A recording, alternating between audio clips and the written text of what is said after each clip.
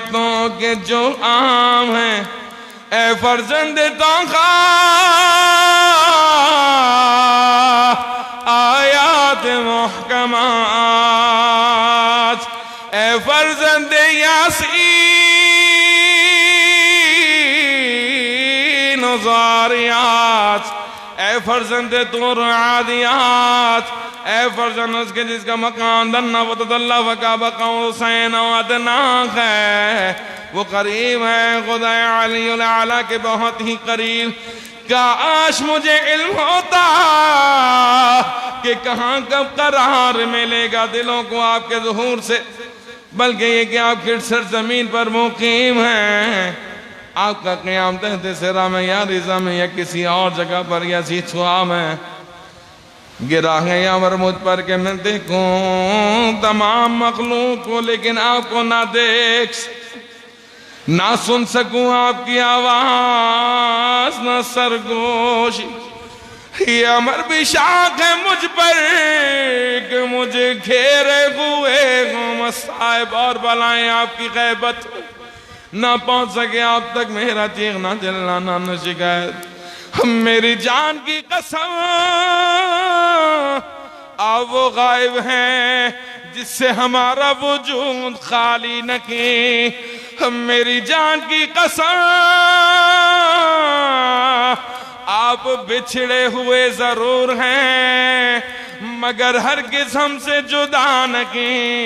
میری جان کی قسم آپ تمنا ہے مر مشتاق دل کی، آپ کی تمنا میں ہر مومن آپ کو یاد کر کے آئے سرد بھرتے ہیں۔ قسم میری جان کی آواز بلندی پر عزت ہے، قسم میری جان کی آواز بلندی پر عزت کی جس پر نہیں کسی کو برتری۔ قسم میری جان کی آواز منتہا شرم نہیں ہے آپ کی کوئی مثل۔ قسم میری جان کی آواز اللہ کی مخصوص نعمت ہیں جن کے مانند کوئی نہ کی، کوئی نہ کی۔ قسم میری جان کی آپ اس بادشاہ خاندان سے ہیں جس کی برابری کوئی نہیں کر سکتا۔ کب تک آخر کب تک میں آپ کے انتظار میں حیران رہوں اے میرے آقا، کب تک ان الفاظ میں آپ سے خطاب کروں، کس طرح سرگوشی کروں۔ یہ امر بہت گرا ہے مجھ پر کہ دوسرے تو میری پکار کا جواب دے، لیکن میں آپ کو پکارتا کی رکھوں۔ یہ امر گرا ہے مجھ پر کہ میں تو آپ کی جدائی میں روتا رہوں، لاپرواہ ہو جائیں آپ سے دوسرے لوگ۔ یہ بات بھی گرا ہے مجھ پر کہ آپ پر زمانے کی تختیاں گزریں، آپ کے غیر ان سے محفوظ ہوں۔ کیا کوئی ہے، کیا کوئی ہے جو میری مدد کرے، میں اس کے ساتھ مسلسل نالوں کا کرتا رہوں۔ کیا کوئی ایسا ہے جو اس کے لیے آہوزاری کرے، بس اس کی آہوزاری میں اس کا ساتھ دوں۔ کیا کوئی ایسا ہے جس کی آنکھ آنسو بہائے، اس کے لیے بس اس آنسو بہانے میری آنکھ اس کا ساتھ دے۔ کیا اب تک کوئی اے احمد مصطفیٰ، کیا اب تک کوئی اے فرزند احمد مصطفیٰ ذریعہ ہے کہ پہنچا جا سکے؟ کیا وہ دن آئے گا جس میں ہم آپ کے دیدار سے محظوظ ہو سکے؟ مولا مولا یہ فرمائیے کہ ہم آپ کے دریائے رحمت تک پہنچ کر کب تک سیراب ہوں گے، کب ہم آپ کے چشمہ آب جلال ظہور تک پہنچ کر جرعہ نوشی کریں گے کہ ہماری پیاس طولانی ہو چکی، کب تک ہم اپنی صبح و شام آپ کے ساتھ بسر کریں گے تاکہ آپ کے دیدار سے ٹھنڈی کریں اپنی آنکھیں۔ کب آپ دیکھیں گے ہمیں، ہم آپ کو دیکھیں گے، جس وقت آپ لہرائیں گے جھنڈا فتح و نصرت کا۔ کیا آپ کی رائے میں یہ مناسب ہوگا کہ ہم آپ کے گرد جمع ہوں، آپ اپنے تمام لشکر کو لیے ہوئے ہوں، بھرتے زمین کو عدل و انصاف سے مزہ چکھا دیں، آپ اپنے دشمنوں کو سزاؤ عقاب کا رسوا کریں، منکرین حق کو بھی جڑیں کاٹ ڈالیں، مکبروں کی اکھاڑ پھینکیں، بیخ و بن سے ظالموں کو پھر ہم کہیں گے الحمدللہ رب العالمین۔ یا اللہ تو کی برطرف کرنے والا ہے غم و اندوہوں کو، تجھ سے ہدایت چاہتا ہوں، تو ہدایت رسے، تو ہی پالنے والا ہو آخرت و دنیا کا، بس ہماری فریاد رسی فرمائے۔ فریاد رس تمام فریاد کرنے والوں کی اپنے اس بندے مصیبت زدہ کو زیارت کرا دے، اس کے سردار کی اے شدید قوت و اقتدار کے مالک دور کر دے اپنے اس بندے کے غم و اندوہ کو، پریشانی کو ٹھنڈا کر دے، آتش غم کو۔ ہے وہ جو عرش اقتدار رکھتا ہے، جس کی طرف پلٹنا ہے جو تمام امور کی انتہا۔ یا اللہ ہم تو تیرے ناچیز بندے ہیں، مشتاق ہیں تیرے ولی کے ظہور کے، جن سے یاد وابستہ ہے تیرے نبی کی، جس کو تو نے خلق فرمایا ہمارے لیے پناہ بنایا، خوش کرنے والا، جسے تو نے ہمارے لیے ذریعہ پائیداری بنایا، جسے تو نے قرار دیا امام کے لیے، امام و پیشوا، بس پہنچا دے ہماری جانب سے دعائیوں سلام دعا فرما ہمارے لیے، اس طرح اے پروردگار بزرگی میں قرار دے، ان کی جائے قرار کو ہمارے لیے بھی جائے قرار و قیام تمام کر، اپنی نعمتوں کو اس طرح سے کہ ہم لوگوں کے آگے آگے رکھتا کہ ان کے ہم داخل ہو جائیں تیری جنت میں، شان سے کہ ہم تیرے شہداء تیرے مخلص بندوں کے ساتھ ہوں۔ یا اللہ تو رحمت نازل فرما، محمد و آل محمد پر درود بے، حضرت محمد کو جد امجد ہے، امام قائم کی تیرے رسول نے سب سے بڑے سردار ہیں، ان کے پتر بزرگوار پر جو چھوٹے سردار، ان کی جدہ ماجدہ صدیقہ کبریٰ فاطمہ بنت محمد،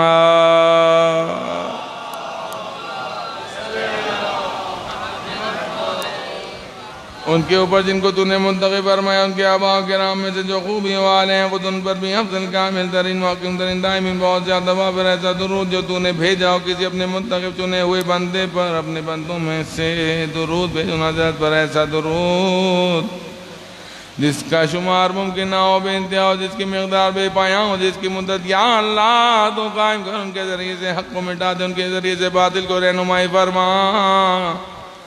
ان کے ذریعے سے اپنے دوستوں کی ذلیل کر، ان کے ذریعے سے اپنے دشمنوں کو وہ رابطہ قائم کر۔ یا اللہ ہمارے ان کے درمیان جو منصحاب ملا دے، ان کے آباء و سلف سے ہمیں قرار دے، ان میں سے جو متمسک ہوں حضرات کے دامن سے، جو زیر سایہ ہوں حضرات کے، تو ہمیں توفیق عطا فرما، اس کی ہم ادا کریں، حضرت کے حقوق کو کوشش کریں، ان کی اطاعت میں پرہیز کریں، ان کی مخالفت سے احسان فرما ہم پر، ان کو راضی کر کے نصیب فرما ہمیں، ان حضرت کی مہربانی رحم دعائے خیر ہم حاصل کر لیں، جس کی وجہ سے تیری وسیع رحمت کامیاب ہو جائیں تیرے نزدیک، قرار دے ہماری نمازوں کو حضرت کے صدقے سے قابل قبول فرما، ہمارے گناہوں کو قابل بخشش فرما، ہماری دعاؤں کو مستجاب فرما، عطا فرما، ہمارے لیے رزق و روزی میں وسعت عنایت فرما، ہمارے غم و ہم کو دور فرما، ہماری حاجات کو پورا فرما، ہماری طرف موڑ دے اپنے رخ کو، مہربانی کے ساتھ منظور فرما لے، ہمارے لیے اپنے تقرب کو نظر فرما، ہماری طرف نظر رحمت، تاکہ ہم تیرے نزدیک کرامت کے کمال تک پہنچ، پھر کبھی نہ پھیرنا اپنی نظر کرم کو ہم سے بے واسطہ اپنی عطا کے، ہمیں اتنا پلا اتنا پلا اتنا پلا حوض کوثر سے، ان کے جد امجد درود خدا وہاں سے، ان کی آل پر، ان کے ساغر سے، ان کے ہاتھ سے، جسے ہم سیر و سیراب ہو جائیں، اس کے بعد پھر کبھی ہمیں پیاس نہ لگے۔ برحمتك يا أرحم الراحمين.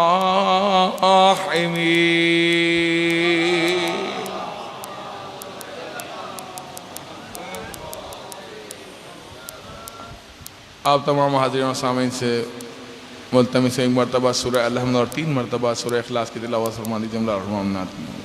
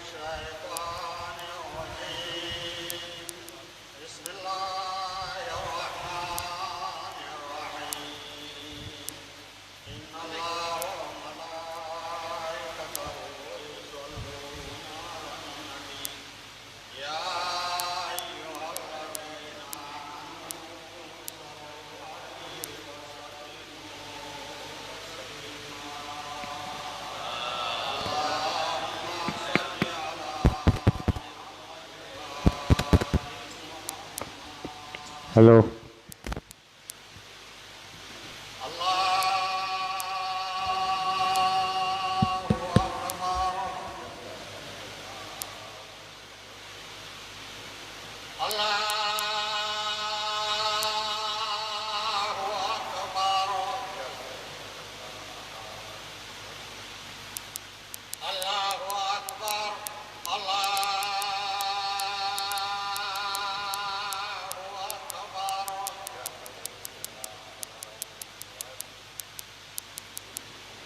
أشهد أن لا إله إلا الله.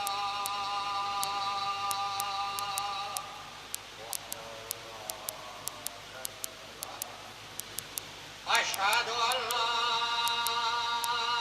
إله إلا الله.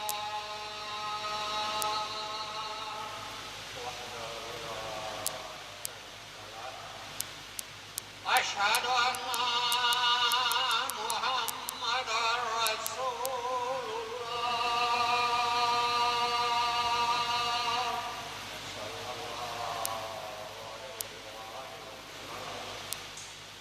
أشهد أن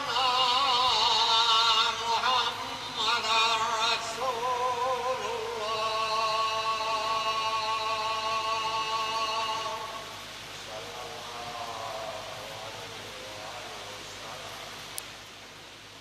أشهد أن أمير المؤمنين وإمام المتقين علي ولي الله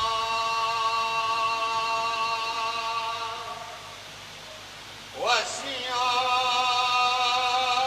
رسول الله وخليفته بالعباس عليه الصلاة والسلام. أشهد أن أمير المؤمنين وإمام المتقين عليا حجة الله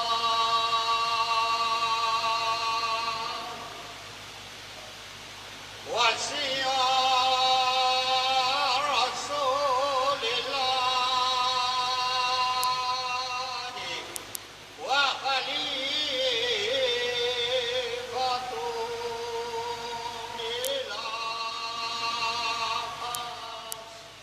عليه الصلاة والسلام. حي على الصلاة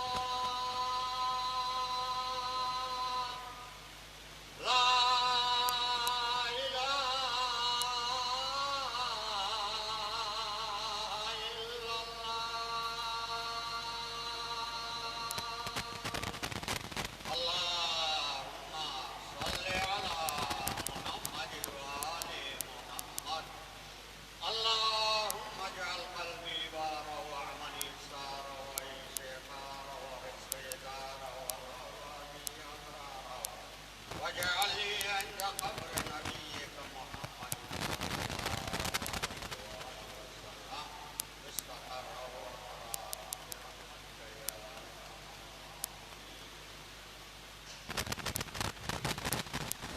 برائے خوشنودی امام آخر الزمان باواز کننار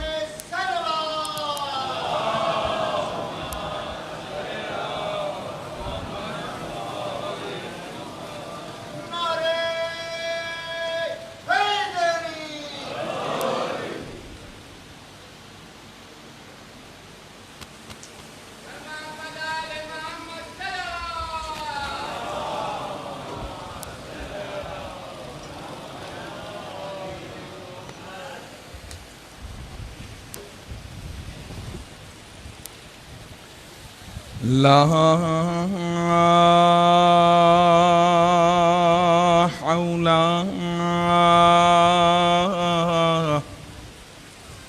ولا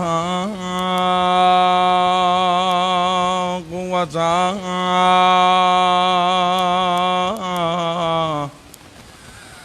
إلا بالله العلي العظيم أعوذ بالله من الشيطان الرجيم بسم الله الرحمن الرحيم الحمد لله الحمد لله الذي هدانا لهذا وما كنا لنهتدي لولا أن هدانا الله لقد جاءت رسل ربنا بالحق والصلاة والسلام وتحيته والإكرام على سيد الأنبياء والمرسلين وأشرف الأولين والآخرين سيدنا ونبينا وشفيع ذنوبنا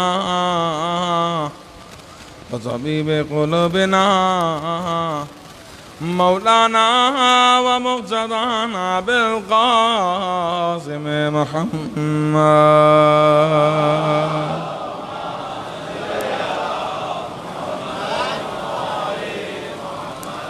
وعلى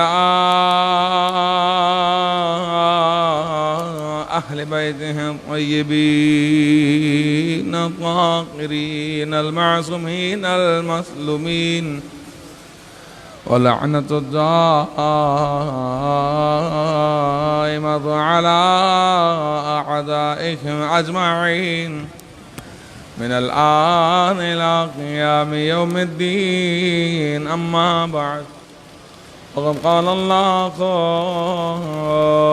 تبارك وتعالى في محكم الكتاب الكريم بسم الله الرحمن الرحيم إنا أنزلناه في ليلة القدر وما أدراك ما ليلة القدر ليلة القدر خير من ألف شهر تنزل الملائكة والروح فيها وبإذن ربهم من كل أمر سلام يا حتى مطلع الفجر صلوات پڑھیں محمد و آل محمد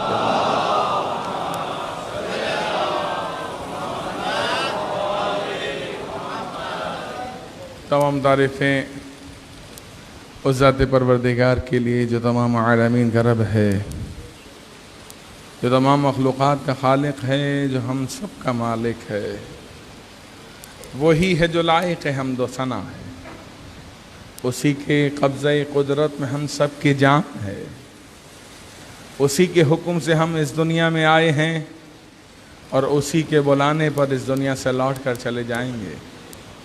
और तमाम दुरूद व सलाम अल्लाह की उन मुक़द्दस तरीन हस्तियों पर कि जो वजह तख्लीक़ कायनात हैं, कि जिन्हें ज़ात परवरदिगार ने फ़कत इंसानों के लिए ही नहीं बल्कि आलमीन के लिए शम्अ हिदायत बना कर भेजा। अज़मत अहले बैत अलैहिमुस्सलाम पर मिलकर बावाज़ बुलंद सलावत पढ़ लीजिए।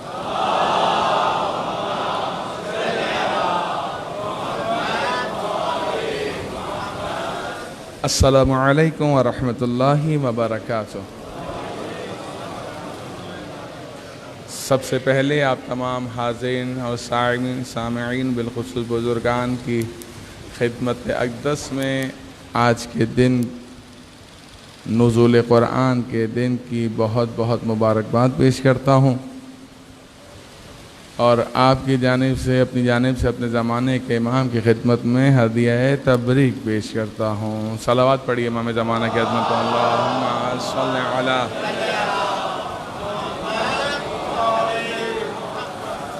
अज़ान मोहतरम, माह रमज़ानुल मुबारक का मुमकिना आखिरी जुम्मा, मुमकिना इसलिए कहा कि एक जुम्मा और बाकी है। अगर चाँद साबित ना हो तो फिर एक जुम्मा और जो है वो माह रमज़ान में दाखिल हो जाएगा। माह रमज़ानुल मुबारक का जुम्मा एक फ़जीलत अपनी जगह और अशरा आखिरी माह रमज़ानुल मुबारक का ही फ़जीलत अपनी जगह। आज का दिन जो सबसे ज़्यादा बाइस नुज़ूल रहमत परवरदिगार है वो है नुज़ूल क़ुरआन का होना। दो सूरों में नुज़ूल क़ुरआन का बाकायदा तज़किरा है। एक सूरह क़द्र जिसकी तिलावत की गई और दूसरी सूरह दुखान। चूँकि दरमियान में सूरह दुखान का हवाला आ रहा है तो यहाँ पर एक रिवायत बयान कर दूँ तमाम सुनने वालों के लिए कि अगर किसी जगह जिन्नात का बसेरा हो, किसी जगह, किसी घर में, किसी दुकान में या किसी शख्स पर जिन्नात का असर हो, बसेरा हो या वो जगह मुतासिर हो जिन्नात के वजूद से, तो फिर रिवायत है कि एक तावीज़ है, तावीज़ अबू दोजाना। क्या तावीज़ का नाम क्या है? तावीज़ अबू दोजाना। ये इनके बारे में बयान कर दूं कि ये सहाबी रसूल थे और बहुत जरी साहबी थे, बहुत बहादुर साहबी थे। यानी इनकी तलवार की शोहरत बहुत ज़्यादा थी, जंगजू। एक रात सोए तो जिस हुजरे में सोए वहाँ कुछ आवाज़ महसूस हुई। तो जब आवाज़ महसूस हुई तो बेदार हुए तो देखा एक अजीबुल खिलकत मखलूक सामने है। बहादुर तो थे, खौफजदा नहीं हुए, खड़े हुए अपनी जगह से, अपने बिस्तर से। उस मखलूक को, शय को हाथ लगाया तो महसूस हुआ कि कोई कांटेदार चीज़ है। क्या महसूस हुआ? कि कोई कांटेदार चीज़ है। जैसे ही उन्होंने इस चीज़ को महसूस किया वो चीज़ मसलन आँखों से ओझल हो गई, चली गई। जब अगला दिन आया तो उन्होंने पूरा मुआजरा अल्लाह के रसूल हज़रत मोहम्मद मुस्तफ़ा सल्लल्लाहु अलैहि वसल्लम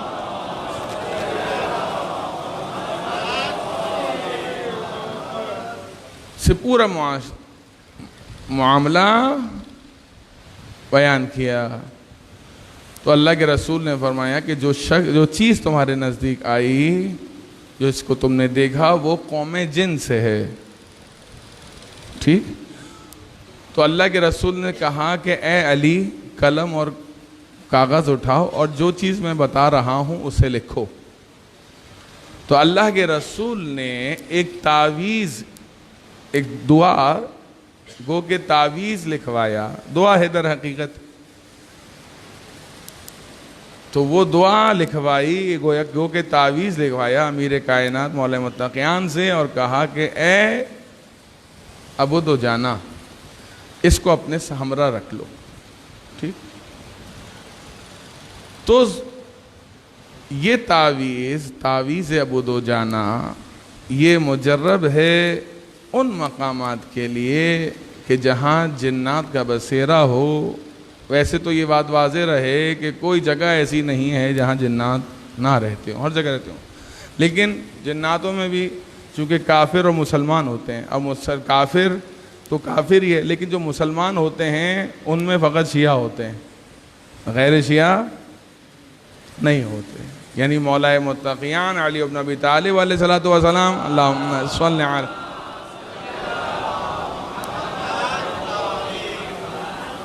کہ ولایت کا اقرار کرنے والے ہوتے ہیں، تو وہ تو اذیت نہیں کرتے، لیکن جو کافر ہوتے ہیں، غیر مسلم ہوتے ہیں، یہ اذیت کرتے ہیں۔ تو ان کی اذیت سے بچنے کے لیے یہ نقصان دے رہے ہیں، تو ان کے نقصان سے بچنے کے لیے اللہ کے رسول نے اس تعویذ کی طرف رہنمائی فرمائی کہ یہ تعویذ ابو دجانہ ہے، اس کو اپنے ہمراہ رکھو یا جو جگہ متاثر ہو اس جگہ پہ رکھو، نتیجتاً جنات کے شر سے محفوظ رہو گے۔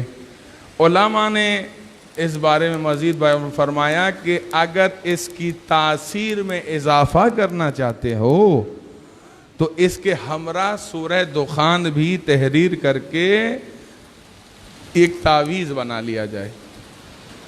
کس کے ہمراہ؟ تعویذ ابو دجانہ کے ہمراہ کے ساتھ ایک سورہ دخان ہے قرآن کی، جس میں نزول قرآن کا تذکرہ ہے، اس سورے کو بطور تعویذ لکھ کر یا فوٹو کاپی کروا کر اس کے ساتھ رکھ دیا جائے، ملا کے متاثرہ جگہ پہ رکھ دیا جائے، ایک ایسی جگہ سے جو عام انسان کی نگاہوں سے پوشیدہ ہو، تو نتیجہ کیا ہوگا؟ انسان جنات کے شر سے محفوظ ہو جائے گا۔ صلوات پڑھیے محمد و آل محمد۔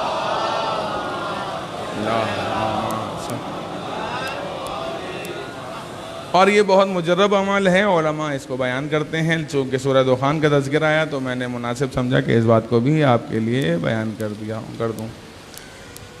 خلاصہ کہ دو سورے ہیں جس میں نزول قرآن کا تذکرہ، ایک سورہ قدر ہے اور دوسری سورہ مبارکہ ہے دخان۔ سورہ قدر میں آپ کیا پڑھتے ہیں؟ بسم اللہ الرحمن الرحیم، انا انزلناہ فی لیلۃ القدر، اور سورہ دخان میں کیا ہے؟ انا انزلناہ فی لیلۃ مبارکہ۔ قرآن نے سورہ قدر میں بیان فرمایا اللہ رب العزت کہ ہم نے اس ذکر کو، گویا کہ قرآن کو قدر کی رات میں نازل کیا، جو کہ گزشتہ شب یعنی 23ویں شب میں، جس کا احتمال زیادہ ہے ائمہ علیہ السلام کی روایت کو مد نظر رکھتے ہوئے، جن میں آپ نے اعمال انجام دیے۔ پروردگار آپ کے اور ہم سب کے عبادات کو، اعمال کو، شبہ قدر کے اعمال کو، ماہ رمضان کے روزوں کو اپنی بارگاہ میں قبول و مقبول فرمائے۔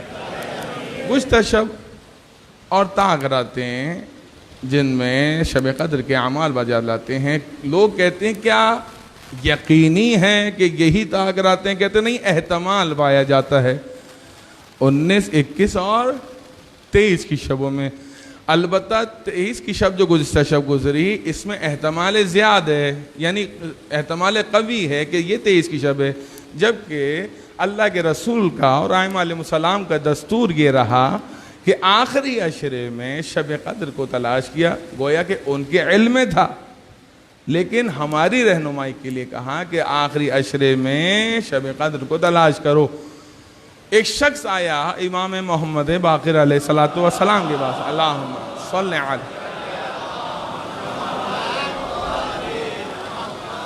اور امام سے پوچھتا ہے کہ مولا واقعاً شب قدر میں ملائکہ اور روح نازل ہوتے ہیں؟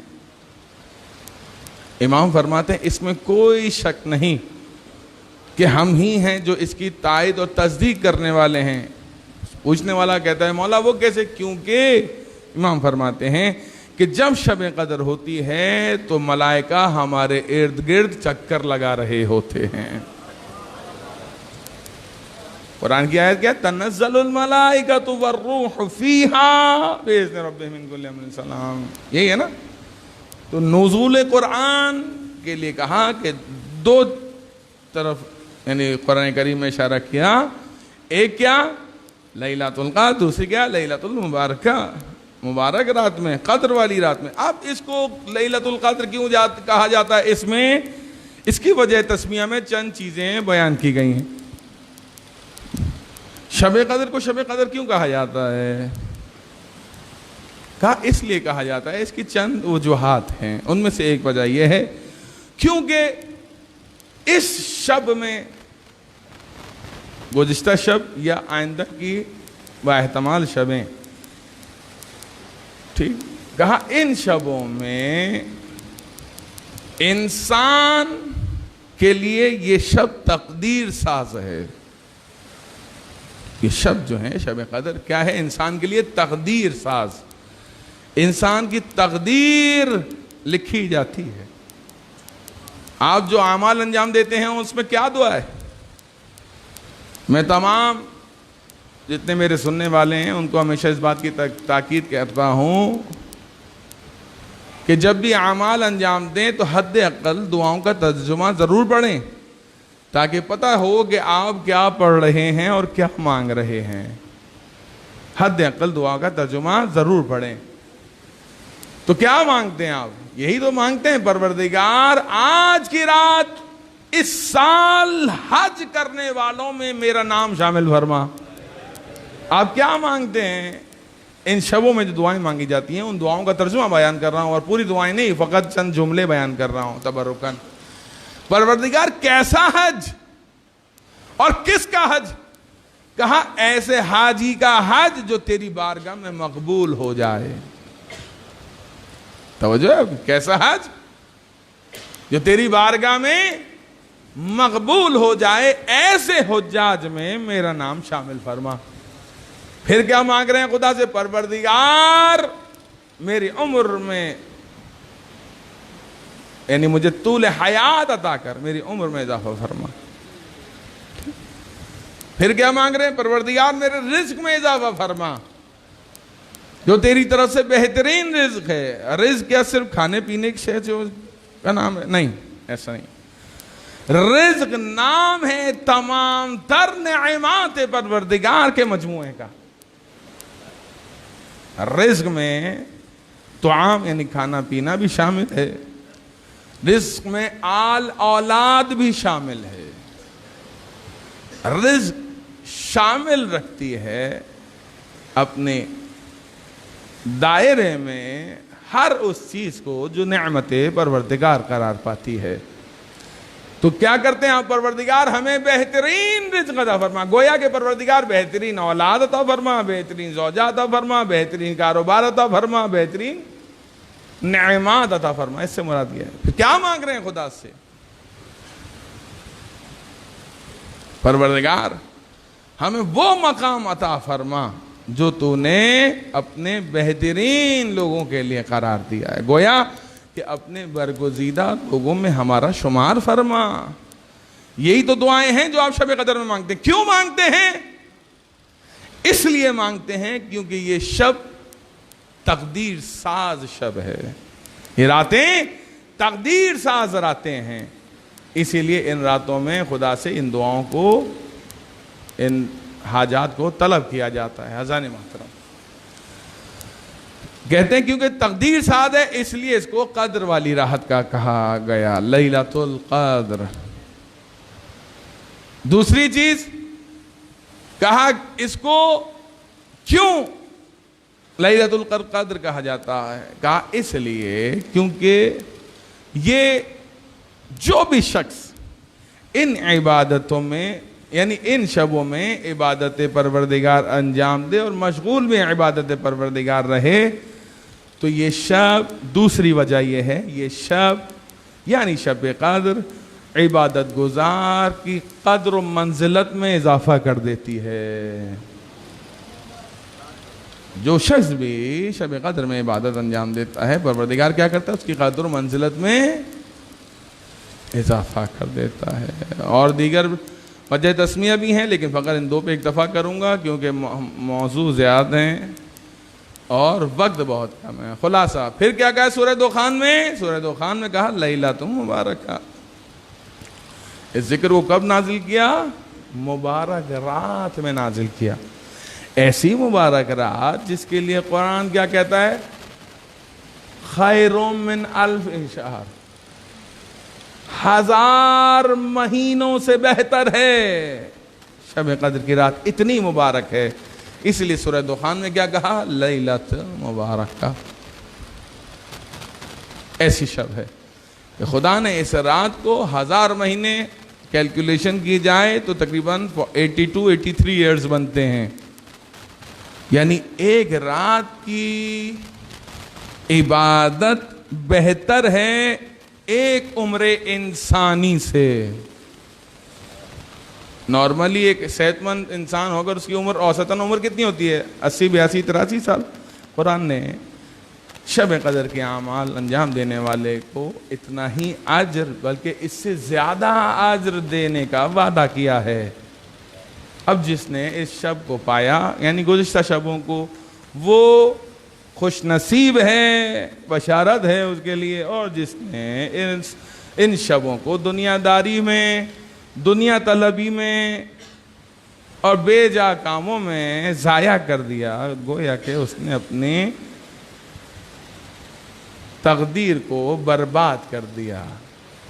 کیونکہ شب تقدیر ساز ہے، لیکن چونکہ آخری اشرا خدا کا رحمتوں کا نزول ہوتا ہے، برکتوں کا نزول ہوتا ہے، گناہ معاف کیے جاتے ہیں. باب رحمت بند نہیں ہوتا ہے، باب مغفرت، باب توبہ بند نہیں ہوتا ہے بلکہ کھلا ہے. کب تک؟ کہا آخری رات تک. اسی لیے ماہ رمضان المبارک کی جو آخر کی رات ہے اس کے چند اعمال بیان کیے گئے ہیں. شب قدر کے اعمال اپنی جگہ، لیکن آخری رات کے بھی چند اعمال بیان کیے گئے. مثلا اس میں سے ایک ہے غسل. غسل کرے انسان. دوسری چیز کیا ہے؟ غسل کے ساتھ ساتھ زیارت امام حسین کی تلاوت کرے. سورہ یاسین کی تلاوت کرنے کی طرف تاکید کی گئی ہے اور دیگر عبادتوں کے ساتھ ساتھ وہ ذکر جو آپ 70 مرتبہ پڑھتے ہیں شبہ قدر میں 2 رکعت نماز انجام دینے کے بعد، وہ کیا ہے؟ استغفر اللہ و اتوب الیہ. اس کو کتنی مرتبہ پڑھنا ہے آخری شب میں؟ 100 مرتبہ پڑھنا ہے. یہاں ایک بات کا جواب دے دوں، اکثر شب قدر میں لوگوں نے اس بارے میں سوال کیا کہ کیا وجہ ہے کہ مثلاً پورا نہیں کہا گیا پڑھنے کو، مطلب پورا نہیں پڑھیں استغفر اللہ ربی و اتوب الیہ، پورا نہیں پڑھنا بلکہ کتنا پڑھنا ہے؟ استغفر اللہ و اتوب الیہ.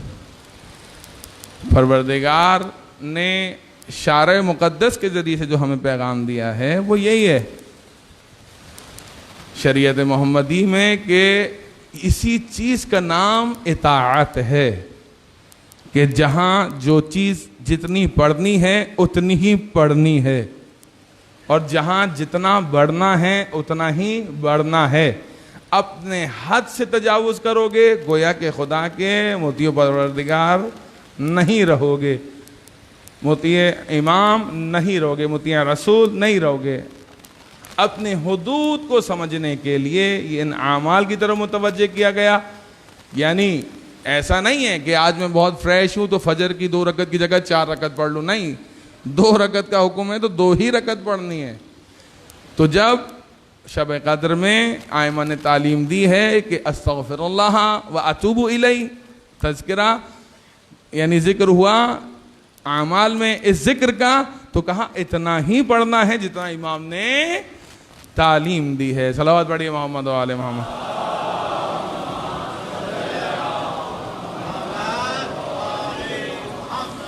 چھٹے امام امام جعفر صادق علیہ الصلوۃ والسلام.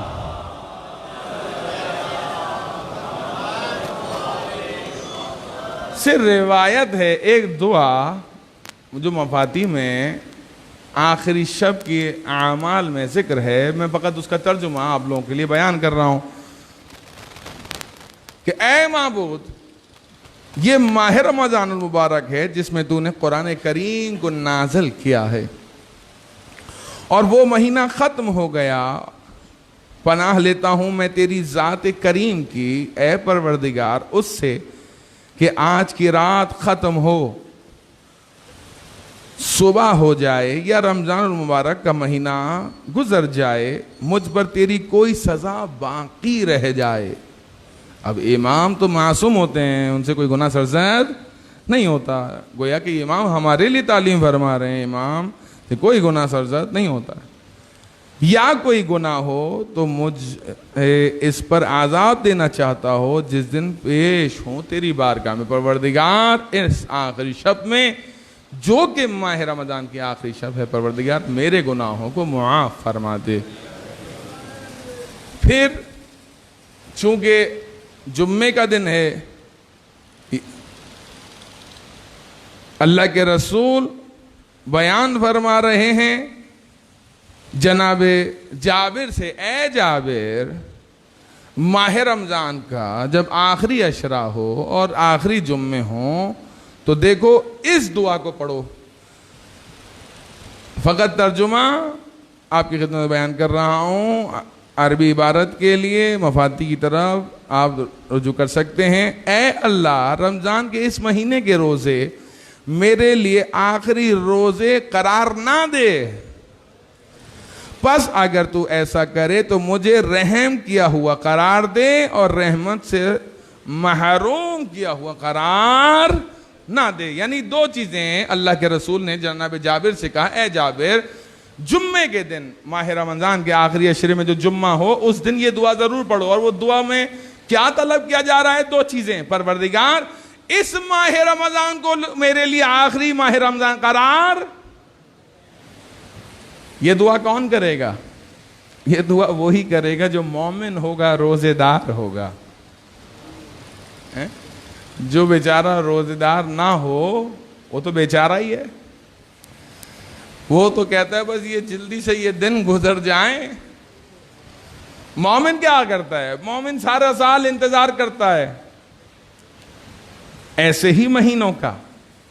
یہ مومن کی شان ہے. پروردگار نے اس کو یہ عظمت عطا کی ہے کہ وہ چند مہینوں کا انتظار کرتا ہے. وہ مہینے کون سے مہینے؟ وہ مہینے رجب کا مہینہ، شعبان کا مہینہ، ماہ رمضان کا مہینہ، جب انسان اللہ کے رسول اور ان کی آل کی معرفت حاصل کرے اور ماہ رمضان المبارک میں عبادت پروردگار انجام دے. اللہ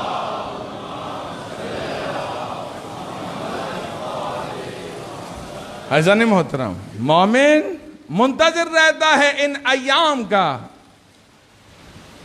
اس ماہ سیام کا، یعنی ماہ مبارک رمضان کا. مومن منتظر رہتا ہے کس چیز کا؟ ایام عزا کا، کہ ایام عزا آئیں اور ہم امام حسین کی عزاداری برپا کریں. عزیزان محترم، یہ دو چیزیں ایسی ہیں جو مومن کی روح کو تازہ کر دیتی ہیں.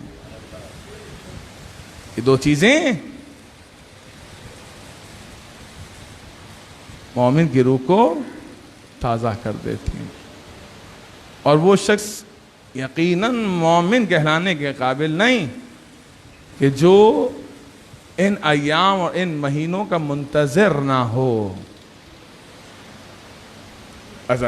خلاصہ کہ وہ راتیں جو عبادت کی راتیں ہیں، قرب الہی کو اختیار کرنے کی راتیں ہیں، وہ ایام جو ایام بیض ہیں، روشن دن جو انسان کے قلب کو منور کرتے ہیں، وہ بہت تیزی سے گزر رہے ہیں.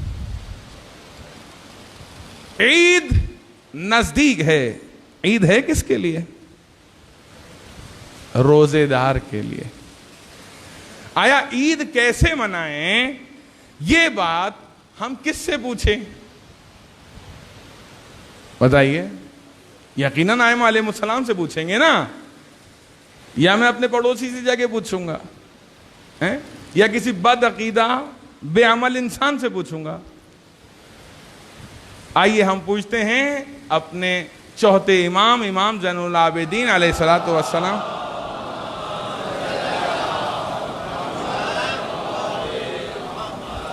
امام زین العابدین علیہ الصلوۃ والسلام صحیفہ کاملہ میں 45ویں دعا.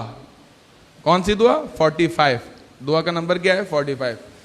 دعا نمبر 45 میں امام کیا فرما رہے ہیں؟ طویل دعا نہیں ہے، مثلا آپ 15-20 منٹ میں پڑھ سکتے ہیں، لیکن اس میں سے بطور اقتباس 2 چیزوں کو بیان کر رہا ہوں. فقط ترجمہ بیان کر رہا ہوں کیونکہ دامن وقت میں گنجائش نہیں. اس کو سماعت فرمائیے. جو لوگ عید کے بارے میں مختلف نظریات رکھتے ہیں وہ سنیں کہ امام کی نگاہ میں عید کیا ہے. امام فرماتے ہیں اے اللہ محمد اور ان کی آل پر رحمت نازل فرما. اس مہینے کے رخصت ہونے سے جو قلق ہمیں ہوا ہے، یعنی اہل بیت علیہ السلام کے لیے امام فرما رہے ہیں، اس کا چارہ کر اور عید اور روزے چھوڑنے کے دن کو ہمارے لیے مبارک قرار دے. روزے چھوڑنے کے لیے ہمارے لیے روزے عید کو اور ان ماہ صیام کو کیا قرار دے؟ مبارک قرار دے. اسے ہمارے گزرے ہوئے دنوں میں بہترین دن قرار دے جو عفو درگزر کو سمیٹنے والا، گناہوں کو محو کرنے والا یعنی مٹانے والا ہو. تو ہمیں ظاہر و پوشیدہ گناہوں کو پروردگار ہمارے ظاہر و پوشیدہ گناہوں کو معاف فرما. یہ ایک جز دعا کا. اب اگلا حصہ، اے اللہ ہم اس روز یعنی روز فطر عید الفطر میں جسے تو نے اہل ایمان کے لیے عید و مسرت کا روز اور اہل اسلام کے لیے اجتماع اور تعاون کا دن قرار دیا ہے، ہر اس گناہ سے جس کے ہم مرتکب ہوئے ہوں اور ہر اس برائی سے جسے ہم پہلے کر چکے ہوں، ہر بری نیت سے جسے دل میں لیے ہوئے ہوں، اس شخص کی طرح توبہ کرتے ہیں جو گناہوں کی طرف دوبارہ پلٹنے کا ارادہ نہ رکھتا ہو اور نہ توبہ کے بعد خطا کا مرتکب ہوتا ہو. ایسی سچی توبہ تو ہر شک و شبہ سے پاک ہو. تو اب ہماری توبہ کو قبول فرما، ہم سے راضی و خوشنود ہو جا اور ہمیں اس پر ثابت قدم فرما. دعا کا ترجمہ، پوری دعا آپ پڑھ سکتے ہیں صحیفہ کاملہ صحیفہ سجادیہ سے، جو دعاؤں کا مجموعہ ہے امام زین العابدین کی. اس میں دعا کا شمارہ کیا ہے؟ 45. سوال ان لوگوں سے جو عید کے دن کو عید غم مناتے، عید کے دن کو روزے غم مناتے ہیں، کہا آپ زیادہ معتبر ہیں یا امام زین العابدین؟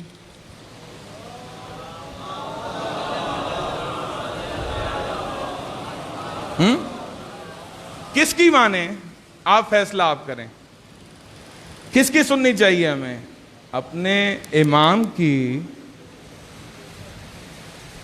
یا ایسے عقیدہ رکھنے والے جو اسلام میں تشیع کا چہرے کو مسخ کر کے پیش کر رہے ہیں ان کی؟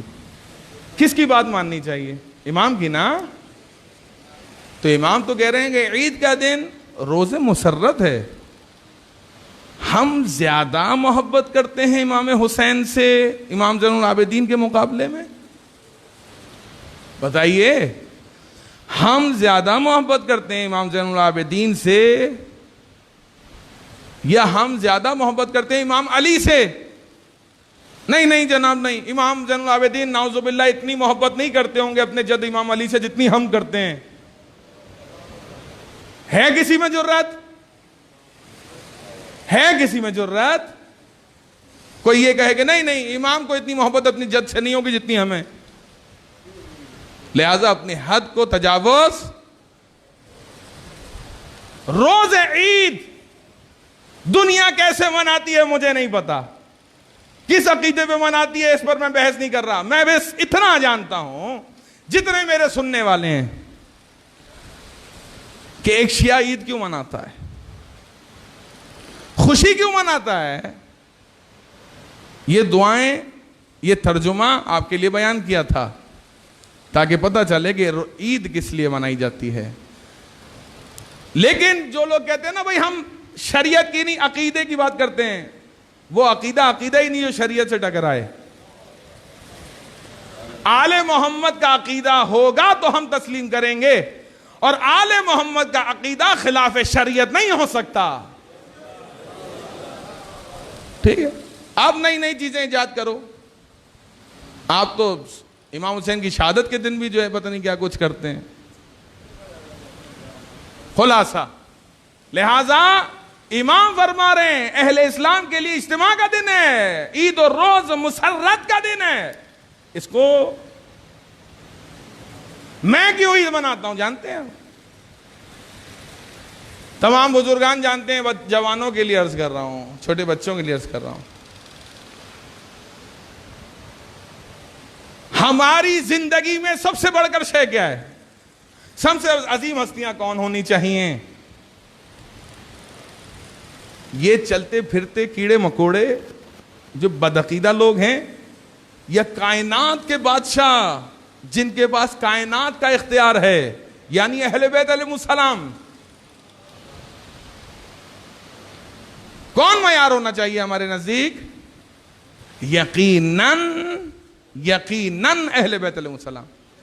جو منہ پھیرے میرے نزدیک کافر ہے، جو امام کی فضیلت سے منہ پھیرے وہ کافر ہے. ٹھیک ہے، میں عید کیوں مناتا ہوں؟ میں عید اس لیے مناتا ہوں کیونکہ حسنین کریمین شریفین نے روز عید اپنی والدہ محترمہ ماجدہ صدیقہ کبریٰ فاطمہ زہرا سلام اللہ علیہا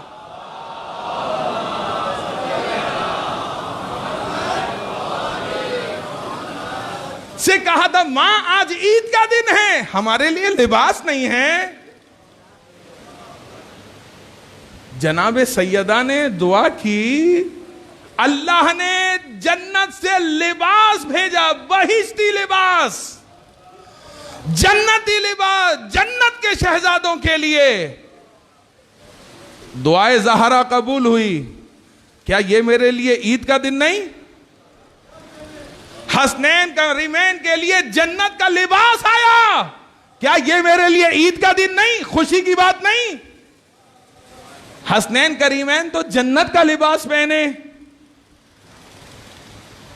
خوشی میرے لیے بس یہی ہے کہ خدا نے اپنے محبوب ترین بندوں کو جو جوانان جنت کے سردار ہیں ان کے لیے لباس جنت عطا کیا. میرے لیے عید کا دن ہے کیونکہ میری نسبت جس مکتب سے ہے اس کی بنیاد جناب زہرا ہیں. اللہم صلی علیہ.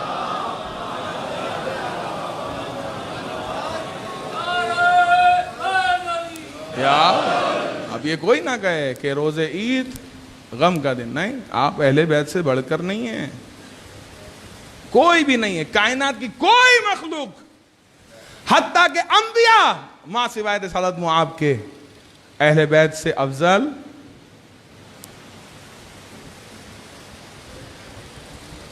صحیح ہے. لہذا جب بھی عید کی رات آئے اور رؤیت ثابت ہو جائے، چاند ثابت ہو جائے، تو کیا واجب ہے؟ جو شخص گھر کا کفیل ہو، سرپرست ہو، فقیر نہ ہو، فقیر شرعی نہ ہو، اس پر واجب ہے فطرے کا نکالنا. ٹھیک ہے، اگر چاول زیادہ کھاتا ہے تو چاول، اگر گندم زیادہ کھاتا ہے تو گندم 3 کلو جنس گندم سے ہو یا چاول سے، اس کے پیسے بھی دیے جا سکتے ہیں.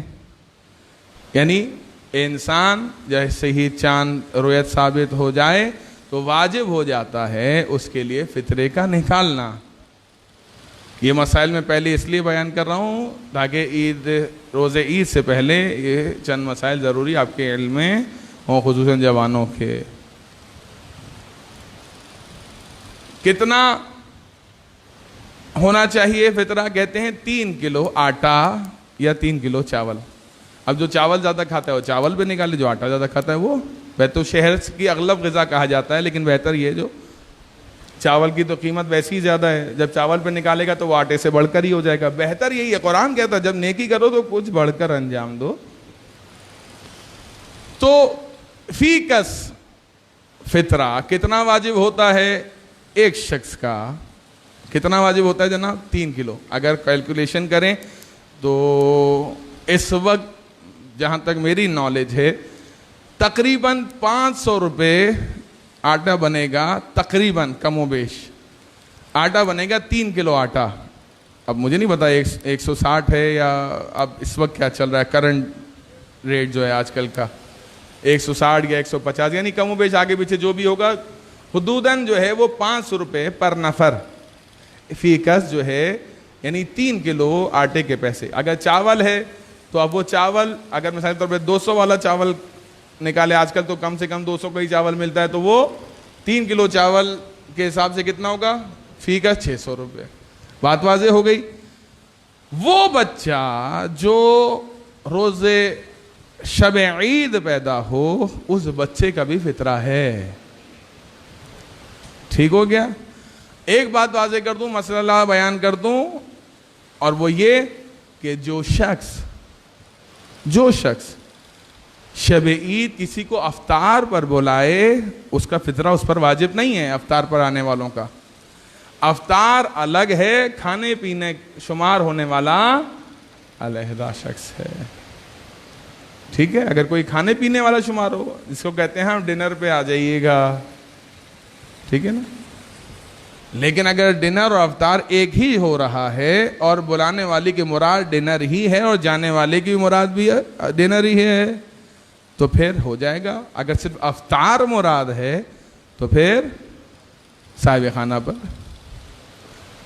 پھر کہتے ہیں دے کس کو؟ کیا مسجد کی تعمیر میں دے سکتے ہیں؟ کہتے ہیں نہیں دے سکتے. تمام مراجعین نے کہا یہ حق ہے خالصتاً مستحقین کا. ایک طویل موضوع ہے، لہذا اس کو میں سمیٹ رہا ہوں صرف یہ کہہ کر کہ سب سے پہلے حق ہے آپ کے بھائی